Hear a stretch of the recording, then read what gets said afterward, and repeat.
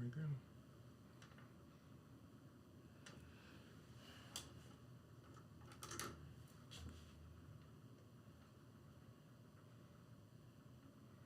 What's up? Good morning, everybody. Good What morning. it do? What it do? Happy Saturday. Happy Saturday. This Yes. is a wonderful day to be alive. It Welcome is. back to another edition of My Marriage is Dope podcast. Yes. I am your host with the mostest, your co-hostess with the leastest. With the leastest, huh? Okay. Mostest, I'm your That's what we co-host, doing. Shannon Austin, and I'm joined by my co-host. Shirley Austin. What's up, Coach Cheryl? Hey, babe. How you doing? I'm okay. You better be okay. Listen, okay. she better be okay. She has survived 20, almost 28 years with my crazy Yes. self. 28 years of marriage. We've experienced all of the ups and downs that you could possibly go through. Now, not all of them. We've been through Not a all lot of them, but doggone it. And we've been through a lot of them. But we are here, and we are still standing, and we're still standing strong. We are. And so we want to let you know, if we can get through it, You can get through it. come on, everybody. Absolutely. Come on, somebody. Come on. But that's why I said I'm okay. This week we didn't get to spend time together. We didn't get to spend no intimate time together. Like, just chilling, just talking and that kind of bummed me out. But other than that, I'm good. Why was that? Why do you think we didn't spend no intimate time together? Well, you weren't feeling good. Yeah, my back was tore out the frame. Ripped completely. You got a piece of glitter right here that's just... I just shimmy. You just shimmy. It's going to bother me the entire Okay, shoot. you don't, because we're live with the people. We with the people. That's what I got. He nitpicks. We with the people. I see everything. You see everything. I don't want to see everything, but I see everything. Hey man, listen. We have been challenged by over the time that we've been together, like that long span of time. One of the things that has just jumped to the forefront of, as we're looking at, what to discuss and what to challenge people with and what to help people grow with.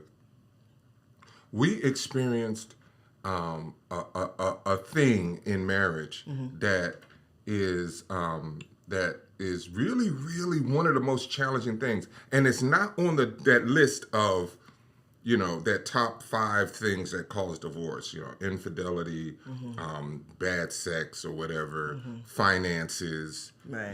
Things of that nature. Right. And that thing is unforgiveness. Unforgiveness, yes.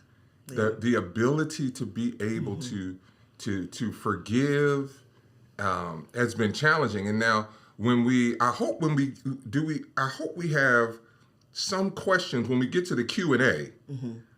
Because Q&A is coming up. The Q&A is fire. That segment is fire. I love the Q&A. Q&A is fire.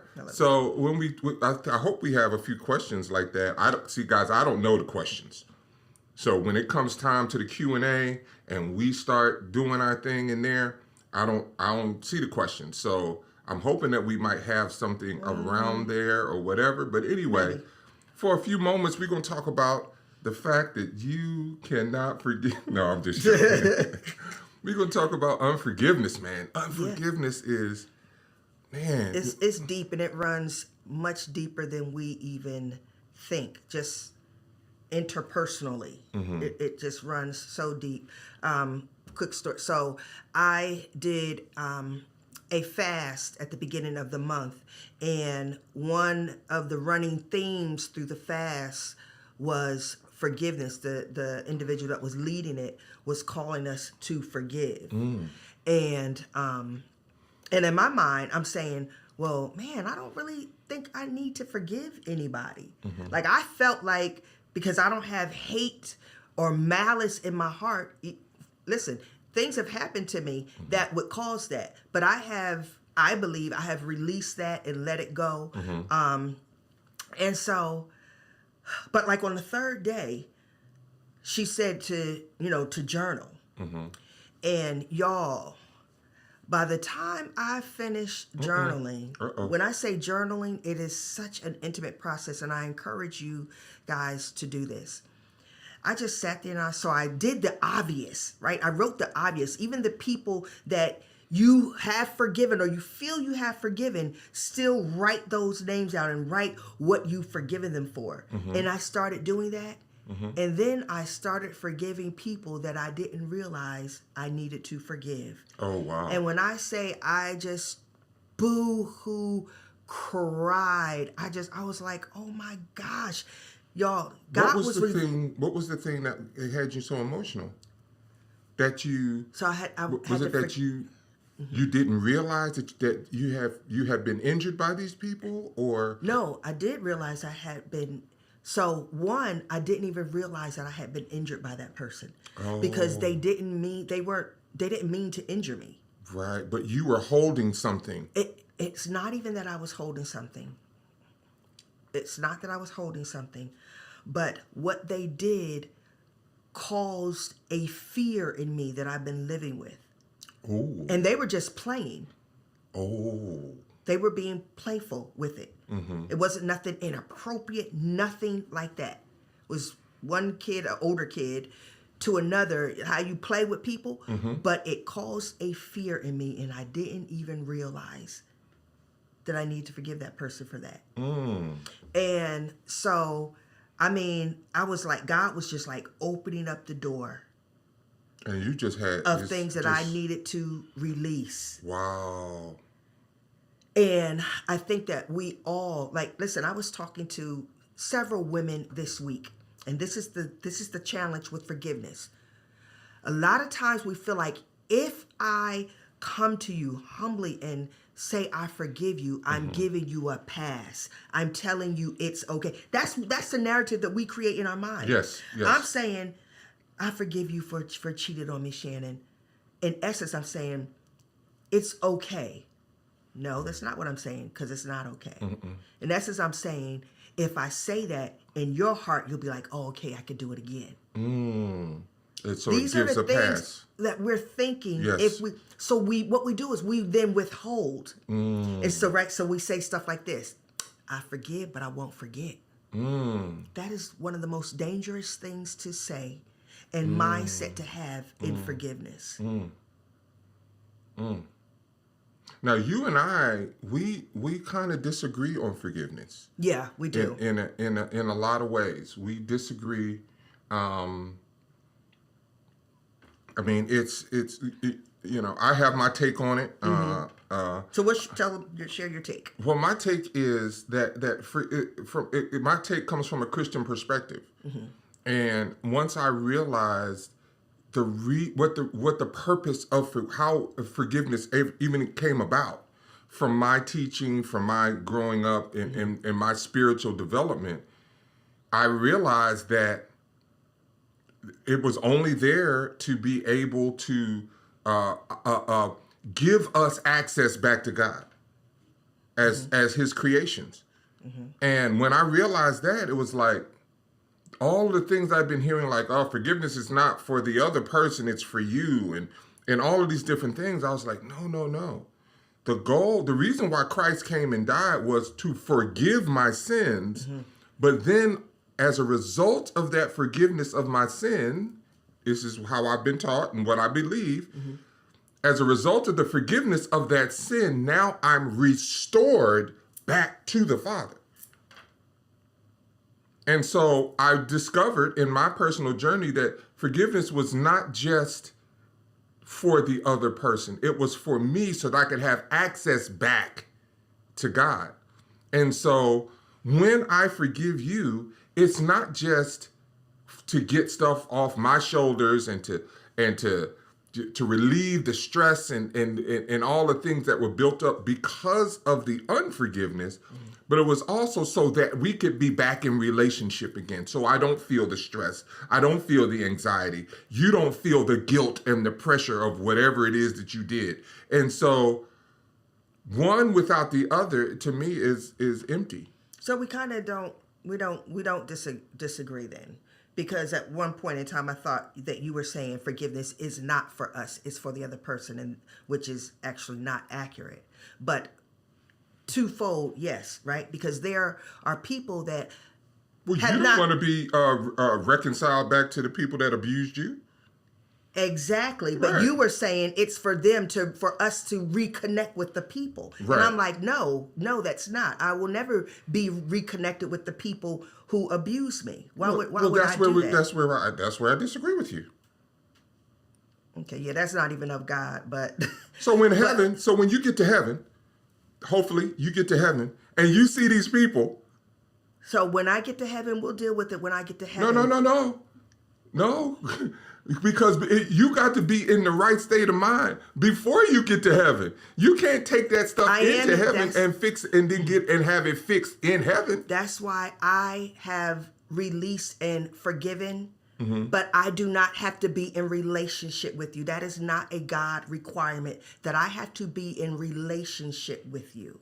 First of all, they never even asked me for forgiveness. That's first off. Okay. So pause. that's why it's for me, because I was allowing... Pause for a second, because you're being defensive. Just want to let you know, you're being defensive. I get it, what you're saying, right? But let's say that person feels remorse. They don't even know if forgiveness is available to them. Now, I'm not saying you got to pick up the call and phone or put out a text message or a tweet and say, such and such and such, if you ever want forgiveness, it's available to you. That's not what I'm saying. I'm saying in your heart,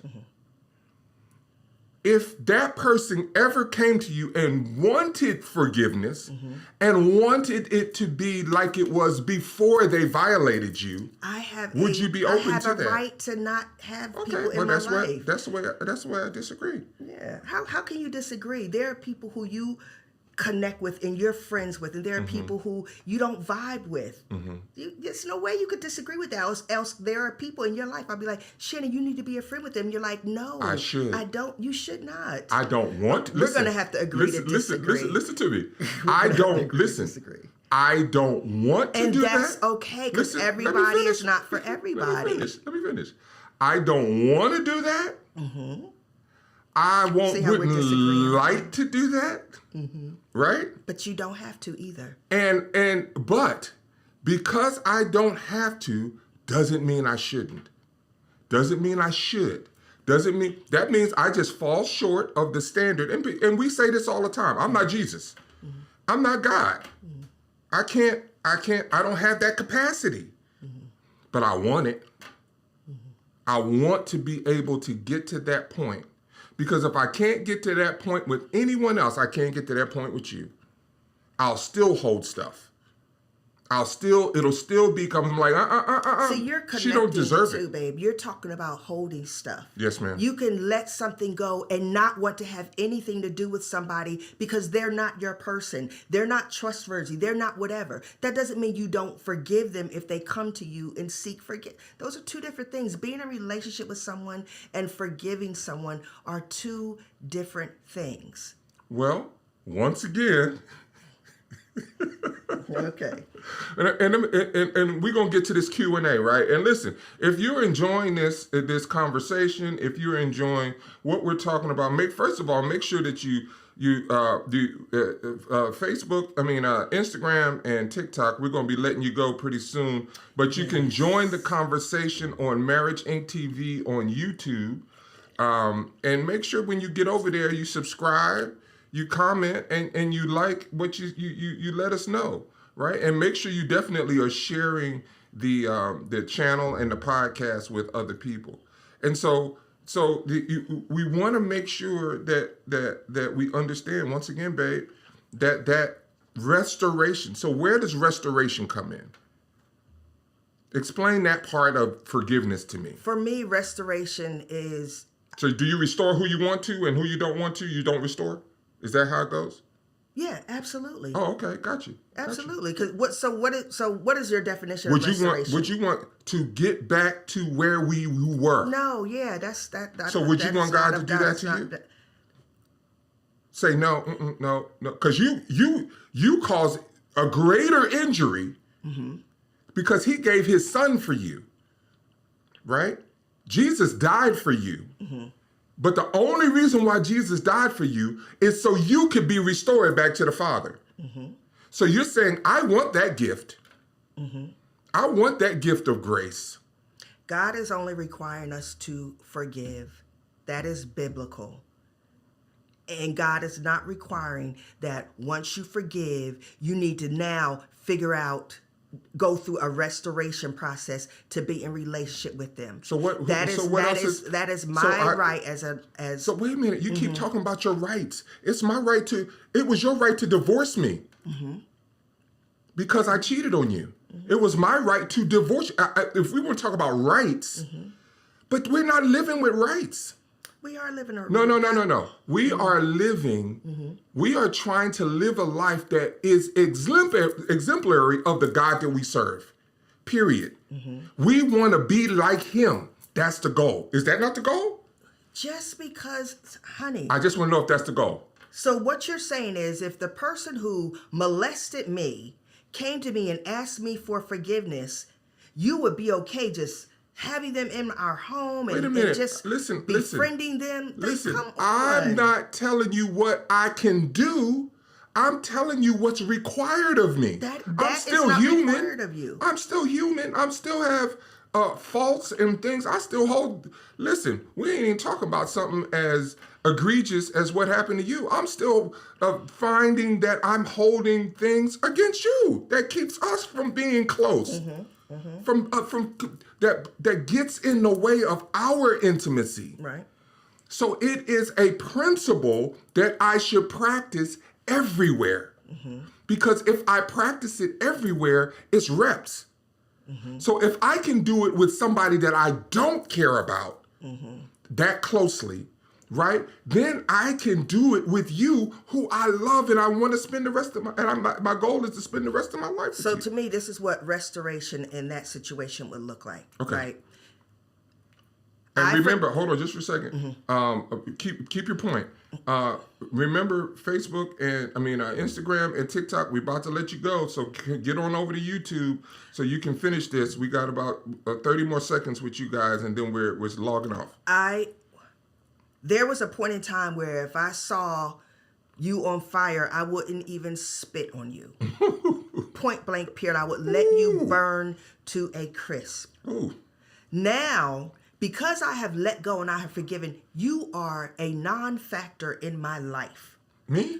Not you. The people who have harmed me Okay. in my life. Okay. You're a non-factor. Either way, you're a non-factor. But if I would throw a bucket of water on you.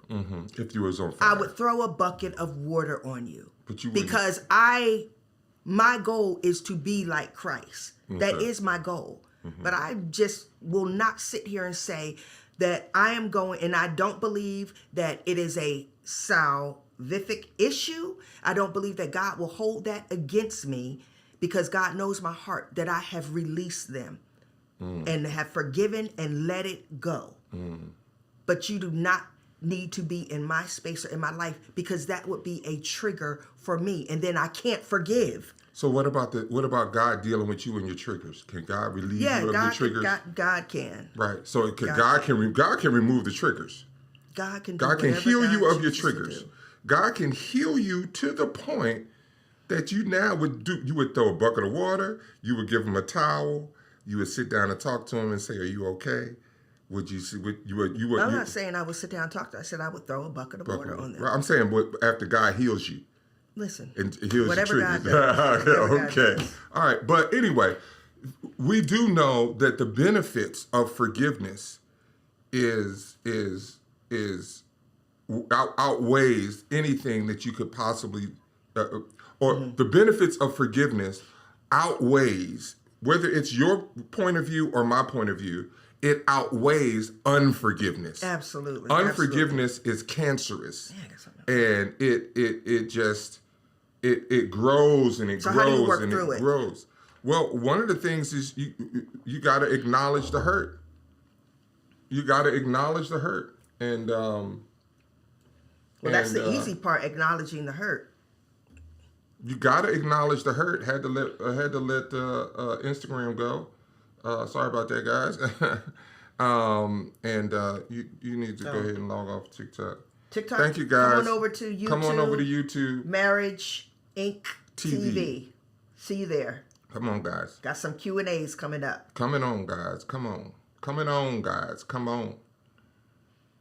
So you gotta, first of all, you gotta acknowledge that you were hurt. Mm-hmm. If you don't acknowledge that you were hurt, then you can't. There's no way possible for you to grow. It's just not possible. And then you gotta express the need for emotional safety. Mm-hmm. If especially in this marriage construct, if there's no emotional safety, you could forgive until you're blue in the face, but you are just going to continue to hold that kind of venomous energy in your personal space, which is cancerous. Yes, and sometimes with that venomous energy, in order to forgive, you need to talk with someone else. You mean like with a counselor? Not even with a counselor. You can talk to your parent or, an elder, somebody wise, a friend, a wise friend, to be able to flesh through that thing. Mm-hmm. Because when people hurt us, we can create narratives around what they've done. And before you know it, it's something so different than what the actual thing was. Right? And so being able to, especially when the hurt is deep, being able to just flesh through it with somebody else, a trusted friend, and talk about how you feel, allow them to ask you some hard questions about how you feel, why you feel the way you feel, right? Because sometimes it's more triggers than what they actually did. You know what I'm saying? Like, yeah, they did something, but you've made it so much bigger because it triggered something in you, right? So just being able to process the hurt with someone before you go to the person and discuss it with them. In Stephen Covey's book, 7 Habits of Highly Effective People, there's this concept of first seek to understand and then be understood. Yeah. That's probably one of the hardest things for people to do. That is really, because it's all, the biggest question is, what about me? Yes. Right? I heard you talking to a potential client before we started shooting this podcast, and one of the things that one of the spouses said was that they wanted their feelings considered. Yeah. They wanted to be understood. Right. But my question to them was, how quickly are you seeking to understand before you seek to be understood? That's probably, see, this thing, the marriage relationship, that's why we talked earlier about and said it will bring the worst out of you. It will challenge you more than any relationship will ever challenge you. And one of the challenges is really trying to see somebody else's point of view, really operating from a point of empathy. Right. So when it comes to forgiving, you cannot focus on the hurt. The one of the most challenging things is going to focus on why, like, what prompted the hurt? What caused you to make the decision that you made? What caused you to say what you said to me or do what you did to me? That's good. Like, really getting understanding about the circumstances, right? The reason why we're so stuck to unforgiving is because we're so focused on the hurt. Right. That just keeps us in this perpetual state of not being willing or able, you're not able to let go when you keep focusing on the depth of the hurt. Right? So, we just encourage you guys to really, and that's the whole moving beyond your feelings and really focusing in on the thing. Right? We always say, stop focusing on the person. Focus on the problem. And that's that understanding. And listen, it's really hard to divorce the person from the problem. It's really, really difficult to really separate, right? But you got to see people as, like, humans are flawed, man. Right. Right. And one of the things you got to remember, no one is perfect. And if you're expecting if you're expecting to go through life and not be hurt by people, then you're sadly mistaken. And listen, if and this is one thing that we always lead people to. If you are a believer in Christ, there is no way, right? We just talked about this when we were just talking about the forgiveness, though. There's no way to seek forgiveness daily, because we have to go to the cross daily and ask God to forgive us. And we want God's grace and we want God's mercy. And then when our spouse or anyone comes to us who has hurt us and hurt us deeply, and then they come and they're seeking forgiveness, then we want to withhold. Right? So now what are we saying to Christ? Like, what does that mean? What are you expecting from Christ? Are you expected to be treated how you just treated your spouse or your parent or your sibling or your friend? Well, wait a minute now. That sounds vaguely familiar. No, listen, I'm not saying anything about restoration. I'm talking about forgiveness, but we're talking about a spouse. So you do want to restore your spouse. You do want to have that restoration process in your marriage. Right? So, that's just something to think about. Like, man, I'm not extending grace when daily I'm seeking grace. Honey, would you stop please confirming my argument? Stop it. I'm not confirming your You argument are. because I'm not Because saying that's what grace is. That's exactly what grace is. God is saying, you don't deserve to be around me. You deserve to die as a result of your sin. Death. The wages of sin is death. But you know something? I'm going to create an opportunity for me to extend you grace, for me to give you what you do not deserve, for me to give you what I don't want to give you. And I believe that. I'm not restoring my abusers back to me, but I absolutely believe that. Next. Thank you. So listen, guys, once again, my marriage is dope. It is dope because it's this kind of... We keeps it a buck. Absolutely 100. So listen, do me a favor before we get into this Q&A. I want you to share this with somebody. Somebody right now needs something from what is being said here, right?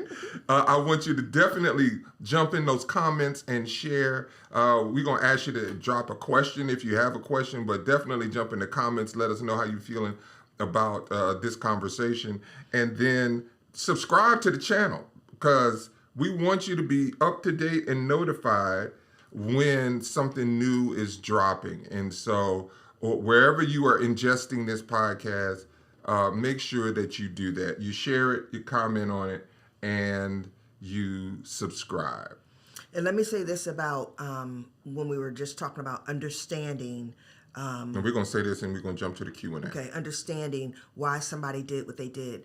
That doesn't give, that again, doesn't give justification for their behavior. No. It simply gives understanding. Right. There's a difference. And one thing we gotta definitely do when we get. I know we didn't talk a lot about how to forgive and the steps and things of that nature, but you want to fine tune that process of grace, gain an understanding of what grace truly is. Look at how you want to receive it, and see how close you can get to exhibiting that in your life to the people that you love and that have hurt you and harmed you. And for those of you who are struggling with it, I mean, we can give like a Cliff Note process. Be honest about how you feel, or if you're the one who did the offense, be honest about why you did it and don't blame them. Right? Because it's deeper than that. You have to dig deep. This stuff is so personal, and a lot of times we're projecting on other people. But when you dig deep, you'll find like, man, I did it because what you did triggered something in me, but there is a flaw in my character. That's what made me step outside my marriage. That's what, right? So be honest, both parties, just be honest. Share your hearts. And when your heart is being shared, the other person receive what they're saying. Don't judge it. Don't criticize it. If you do that, everybody's shutting down. There's no forgiveness. Like, we're not in the process of forgiving. Right? So just be open. Don't judge. Don't criticize. And be accepting of somebody else's truth. And then whatever the reason for why they did what they did, now how do we work through that reason?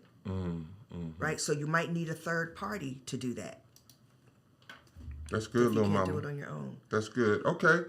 Let us move on to our Q&A segment. Q&A. We need like a sound effect or something for Q&A. We do. We need a Q&A sound effect. All right. First question, babe. I'm dating a very nice young lady. We aren't necessarily exclusive, but she is someone I definitely consider settling down with. She asked me about my credit score, and that turned me off. Am I wrong for that, or should I keep it pushing? Do me a favor. Read that again. I'm dating a very nice young lady. Very nice. Okay. We aren't necessarily exclusive, but she is someone I definitely consider settling down with. Consideration. She asked me about my credit score, and that turned me off. Am I wrong for that, or should I keep it pushing? You're absolutely wrong for it. Okay. Absolutely wrong. Woo, we on the same page. Because I was about to say. Because listen, when we buy houses, when he go to get a car, the first thing they gonna do is ask for a credit score. That's not nothing deep. Your credit score is not deep. But what they do, why they're doing that is they're investigating before they get too deep into the process. Do you have a history of paying your bills? So all she's doing is her due diligence. And if you cannot blame a woman or a man for doing their due diligence. So you all the way wrong. Just don't take it personal. Answer the question. And if you don't want to answer the question, of course you're grown, right? He don't have to answer the question, but why wouldn't you answer the question? See, and that's like, the problem is, it's so much noise out here, right? And listen, we in the noise, right?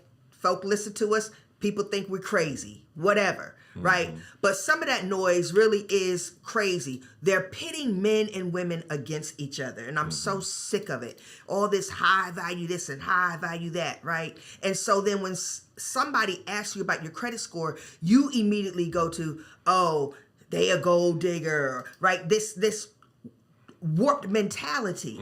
When the reality is she's showing you how she gonna have y'all back financially? Because she's concerned about that. She's gonna be on top of y'all stuff financially, right? So the fact that you're talking about somebody who you're interested in, and she's actually settled down worthy, but because she asked for that, so now I'm looking at you crazy. Yeah, I'm looking at you. Like, what type of man are you? You don't want accountability? Right. That's the first thing that came to my mind when I saw that question. Watch your tone. Listen. You got a little fire under you, mama. Listen. Come on. Come on, man. Yeah, no, bro. That's in when you still trying to play those games. Yes. That, if you're not interested in her, but you said that you could see yourself settling down with her. That's you right. said that she was a nice woman, and that you were enjoying this time and the space that you're spending with her. And so my thing would be, if she doesn't ask you, if it's not just a fleeting thing, fly by night, y'all just having a good time, blah blah blah. Okay.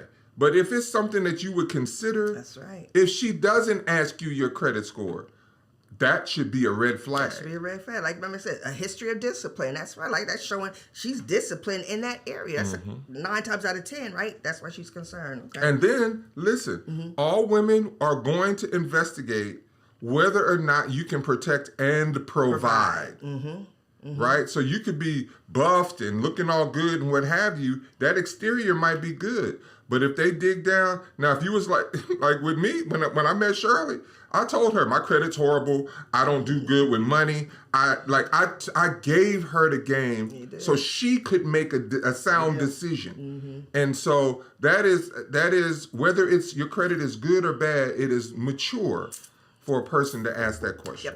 Yep. All right. Next question. Do you think I am wrong for pressing my husband to combine finances? We both make a good income, so this isn't about me needing his money. But I believe what bothers me most is his mindset about it, even more than the thing, although I do want us to combine. I believe it is causing mistrust in me.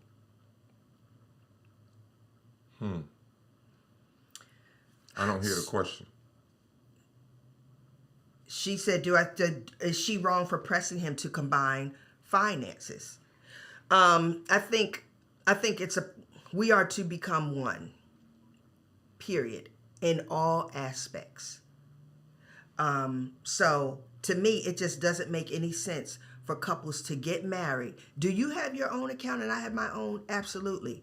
But to not know what's going on in the joint account or the account where bills are coming from and we're just completely separate, I think that is very problematic, and it does cause mistrust because it's like, what in my mind, like, what are you trying to hide? That is problematic. And then couples are 4 times more likely to build wealth when they combine their finances. Why? Because now they're talking about their finances. Couples who do not talk about finances, 9 times out of 10, have more of a challenging time building wealth because they're not coming together on the same page. And now, the only challenge I have with this question is pressing. You shouldn't press anybody for anything. You should have conversation. Yeah. They should be willing to have conversation with you. When you see that they are kind of at their wits' end, see, what we don't allow, I don't want to be hyper spiritual or whatever, and I don't want to push my religion on anybody. Everybody doesn't believe in the Holy Spirit, right? But the Spirit moves. I think Allah be moving. I think Buddhists, whoever they like, I think that whoever they got their mind focused on is they doing something in the background. I think Yahweh is right. So I think a spiritual focus helps to bring us. If you're living it, it helps to bring us to the place that we're supposed to be eventually. And so, but we don't actually give those spiritual influences the time to work on our partners. So if you can show the benefits, if you can be cooperative and not argumentative, if you can not press, if you can give a person the opportunity to think through it, or that's going to work in your behalf. Or if there is something nefarious or dishonest going on, it's going to be revealed to you. And so this pressing or this desire for us to enforce our will on someone else. Now, should you have a conversation about the fact that you don't trust him? That's a different conversation. Yes, you could say, has he done things that would lead you to believe that he is dishonest, and that would lead you to believe that he's doing irresponsible things with your funds? Yes, you should have those conversations because the two do become one. But pressing, man. Yeah, definitely no pressing. But it's interesting. It would be good if there's some way where you guys can get to the root of his fear of combining or concern of combining finances. Money is one of the top reasons people get divorced. The lack of it, the lack of communication about it, the lack of the growth of it, yes, the misuse of it. Yes. Right. So this is a very important subject that you guys need to broach. You need to talk about. But like Shannon said, no, you should not press, because all that does will just help cause him to withhold even more, to hold on to his money tighter for whatever reasons he's doing it in the first place. But just in a mature way, just have a conversation, which I know you've had the conversation, I'm sure, over and over again. So if you can't have it, then get a third party. Listen, we are enjoying this Q&A. We got a few more questions, but make sure that you take the time to share this amazing information. This is absolutely free. This is expensive stuff, right? So make sure you're sharing. Make sure you're commenting. Jump in those comments. Let us know what you're thinking. And wherever you're consuming this amazing information, look at me being narcissistic about our podcast. Make sure you subscribe. All right, next question. Is love enough to stay together? I love my husband, but more and more I'm seeing we are just not compatible. Yeah. Compatibility is a myth. I mean, it exists and it's important, but once you get married, no such thing as compatibility. Yeah, that compatibility stuff goes out the window. When you're dating, compatibility is highly important. Highly important. But once you're married, and now, but I know that sounds simple, right? And I know people are like, well, because this is the thing of the reality about human beings. The reality about human beings is people change over time. What I used to like, we were just having a conversation about I'm leaving my 50s this year. This year is my last 50-something birthday. I'll be 59. Next year I'll be 60 by God's grace. And I came to the point that I realized I don't know what I like. I don't know what I want to do for my birthday. I don't know how I want to celebrate my birthday. I don't know who I want to celebrate my birthday with. I just literally don't know. But when we met, you wouldn't have been, I'd have been able to say, I want to go here. I want to do that. I want to do that. So I have changed. Life has changed me. My circumstances have changed me. What I've experienced, it has changed me. And so in some ways, Shirley and I are more compatible in some areas and less compatible in other areas. But we weren't that way 26, 27 years ago. So if you don't think that you are going to change and you focus in on this compatibility, but the one constant that we do have is the principle of love. That's been, and that has grown and become stronger over time. So the more incompatible we might be in certain areas, the more we hone in on and lean in on our love and our commitment to each other. Right. And so, is love enough to stay together? It's deeper than love. Yeah. It's so much deeper than love, right? So the areas where you're feeling like you're not compatible, it's because there's no patience and understanding and kindness going on, right? So where we're not compatible, I have to then up my patience or my understanding, right? Like, Shannon was just talking about not knowing what he likes and things of that nature and being boring. Like, he's like, I'm really a boring person. I'm not a boring person, and I don't like boring people. But I'm married to somebody who in this season, for whatever reason, so I'm not going to stop loving him. Like, man, it's just we're just not compatible in that area. And we're not compatible in the area of doing things and being spontaneous. We are absolutely not compatible. But I understand that's who he is. And so I have my friends where we could be spontaneous and take a trip together. Like, that's what my girls are for, right? So I can get that excitement somewhere else. As long as it's appropriate excitement and appropriate fun and all of that, there's nothing wrong with that. So it's just having the patience and the kindness towards him in those areas that he's not meeting that need for me. And also sometimes he has to step up, which he does, to be like, okay, let me get out my shell I'm a fuddy-duddy, man. I am a He's a fuddy-duddy. fuddy-duddy. I don't know where that came from, Yeah. but I'm a fuddy-duddy, and I want to figure it out though, because I don't want to be a fuddy-duddy. I don't want to be. I'm getting older. I don't want to be alone and crotchety. My sister calls me and my brother-in-law crotchety. Like, I don't want to be known as a crotchety old man. Yeah. But so I got to figure that out. So love will allow you, and love encompasses those things: patience and kindness and understanding and so to answer your question, love is enough. You got to look at the derivatives of love, those things that help to make love what it is, and you got to lean in on that.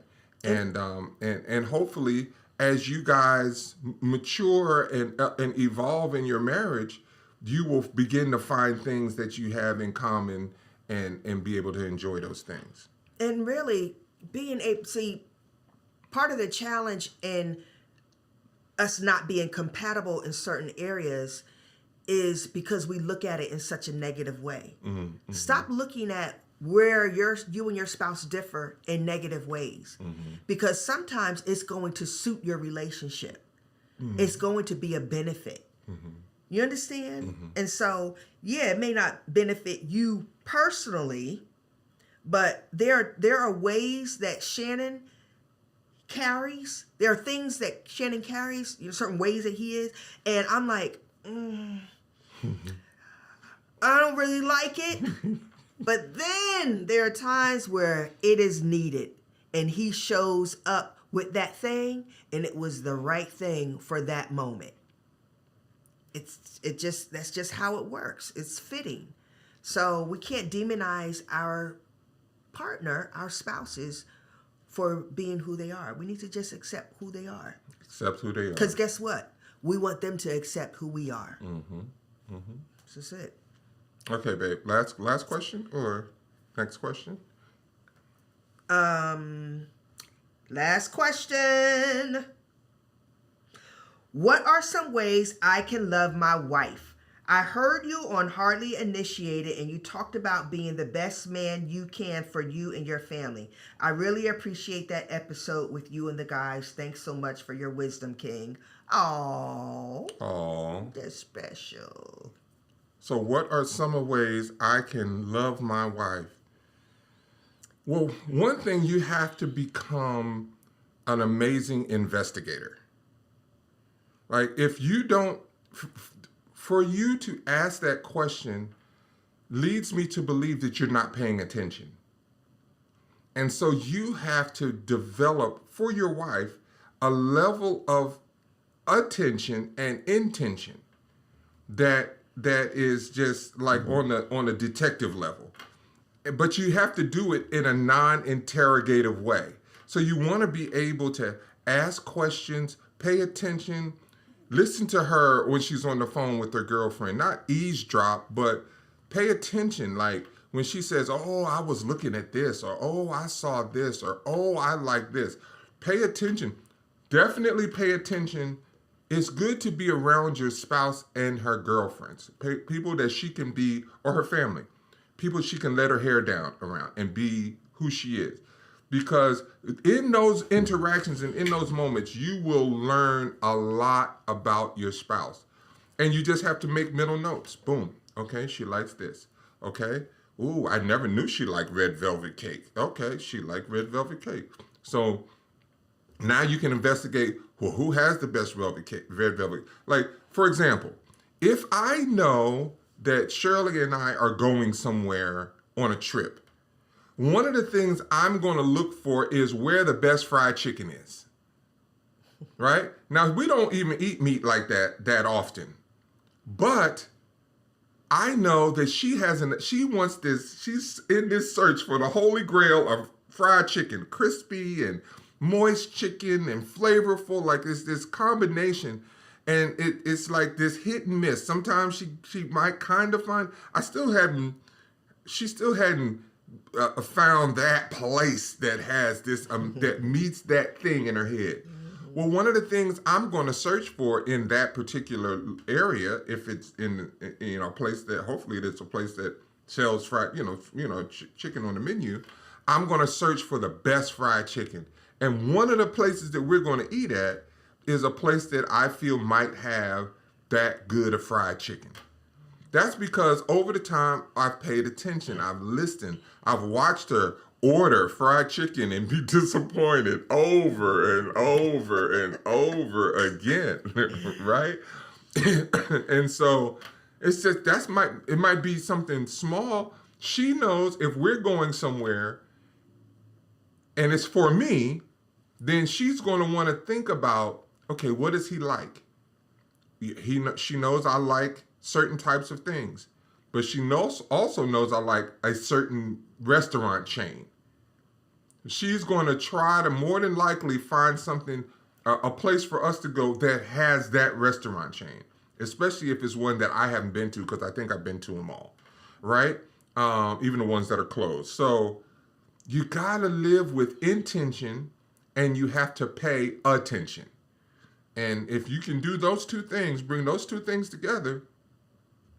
It's about emotional intimacy. Mm-hmm. Right? You said, how do you, what are some ways I could love my wife? Paying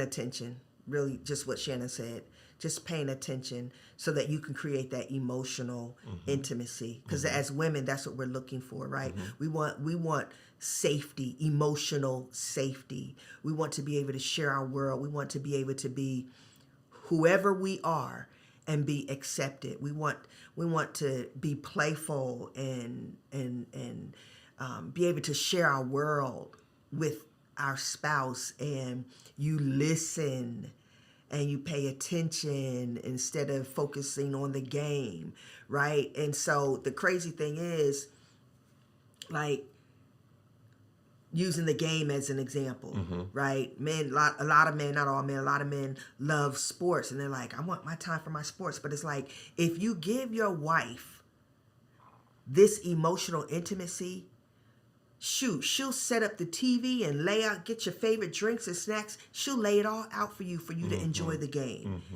right? Because you're meeting that need, and that just causes us to want to just love on you even more. And it goes both ways. It goes both ways. But when it comes to a woman, connect with our hearts. Like Shannon, just pay attention to those things. Listen to what we're saying. Watch what we're bringing in the house. Mm-hmm. Like, it's not that deep. We make stuff so deep, and it really is not that deep. Mm-hmm. But I mean, it's only the only way that it is deep is when you don't live with that intention. Like, if you don't care. Like, if you're just going through, you got 5 senses. Mm-hmm. You got ears to listen. Mm-hmm. You got eyes to see. Mm-hmm. You got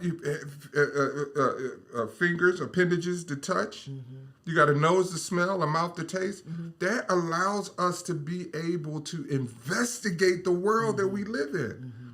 And so, like, this might sound like a crass, what does this have to do with anything? But there's no way possible that you can fake an orgasm with me. Mm-hmm. It's just not possible. Mm-hmm. She can make all the kind of noise she wants. She can gyrate all she wants. But I know when my wife is experiencing an orgasm because I've paid attention. And so when I seek to bring her pleasure, it is to bring about that physiological responses that she can't even control, the things that she's not even aware of that she's doing.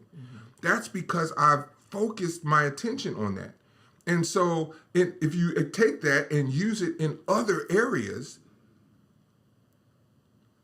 like, speaking of football, do you know more about your local team, college or pro, or whatever it is that you like? You might not like sports. Do you know more about your hobby than you do about your wife? Mm-hmm. That's a problem. If that's the case, that's a problem. Yeah. Right? Yes. That's a huge problem. You're saying what's important to you. And not, I mean, now we're talking generally, not this guy who asked a question because he really wants to know, how to love his wife. But that is and that's a thing though. That's for real. That's a huge thing. That's a whole other podcast. All this energy that we're putting into external things, and then we're wondering why our relationship is not growing, why our spouse does not want to be around us, why our spouse gets irritated at the very presence of us. Yes, it's because you are missing the mark. You are not meeting my needs. You are not learning me. Somebody mentioned the love languages. That's a beautiful thing. We know each other's love language inside and out. Like, that's so important. And it's not just about knowing, but it is about doing. We could do it more, truth be told, right? And those are the things that endear us to one another. Being focused on one another. Me not being so focused on me and what I want, but being focused on him and what he wants and what he needs. That's my job. My job isn't to focus on me. I'm missing the mark when I'm doing that. You're missing the mark when you're focused on you. And you're wondering why your spouse is elsewhere. Because you're elsewhere. Focus on your spouse. I'm going to say it all the time. The Bible says love covers a multitude of sins. Your love can literally heal your relationship. Now, there is a caveat. If you married an evil person, somebody who is just highly immature and selfish and all these other things, then sometimes no matter what you do, it is not going to work. But you've not even done everything you can. You've not scratched the surface on everything you can do, you've done. And that literally is walking like Christ in the face of anger and resentment and ugliness. How are you showing up? How are you showing up? That's going to make the difference with how your spouse shows up. But you got to be consistent. Man, love will melt a heart, man. Over time, and this is the one thing, and we'll say this, and yeah, I'll leave it here, because a lot of people don't agree with this. But time is the one variable that people forget about in trying to manage their relationships. People do not want to give people the time. They want it right now. We've talked about serving a God that's a microwave God or a crock pot God. Which would you prefer? A crock pot turkey or a turkey that is cooked in the oven and basted all night long? Or would you prefer a turkey that is made in the microwave? The one main difference between those two turkeys is time. The outcome for those two turkeys is time. And if you can allow people time, what you get on the back end is something real good. Yeah. Wouldn't you agree? Yeah. Yes. Something real good. Something real good. Listen, this has been an amazing episode. Fiery. You feisty, girl. I am feisty, huh? I'm passionate. I'm an Aries. You passionate. Yeah, you Aries are very, very passionate. Thank you for joining us once again for My Marriage is Dope podcast. Yes. I am your host, your co-host, Shannon. And Shirley. And this is my beautiful, lovely, amazing co-host, Shirley. And we want you to make sure that you subscribe to Marriage Inc. TV. And we want you to make sure that you are commenting. Y'all have been in these comments. We will make sure that we jump in and respond when we can. My twin in the comments said, Shannon, we got a Shannon in the comments. Oh, do we? She said, this was food for my soul. Thanks. Oh, praise God. So listen, Shannon, this is what I want you. If it was food for your soul, don't be selfish. You want to make sure that you share this good eating, this good cooking with everybody you know. So make sure that when this episode is made available, you make sure that you share it. Make sure that you are subscribed so you can be updated. You can get all the information. Check us out on Instagram at Marriage Inc. And listen, check us out on TikTok at Marriage Inc. And make sure you go to the website, which is pinned, my Marriage Inc. .us. I want to call everything my marriages though, but we have a wait list. Go to the wait list because we have a webinar coming up. We'd love for you guys to join us. Go to the wait list. It is a Marriage Masterclass series that we will be doing. So there's a wait list for it, for you to get access. Make sure that you do that. Anything else? Nope. It's good. Thank you, guys. All right, guys. Have a good weekend. Enjoy the rest of your weekend. Thank you for joining us. We're out. Peace. Peace.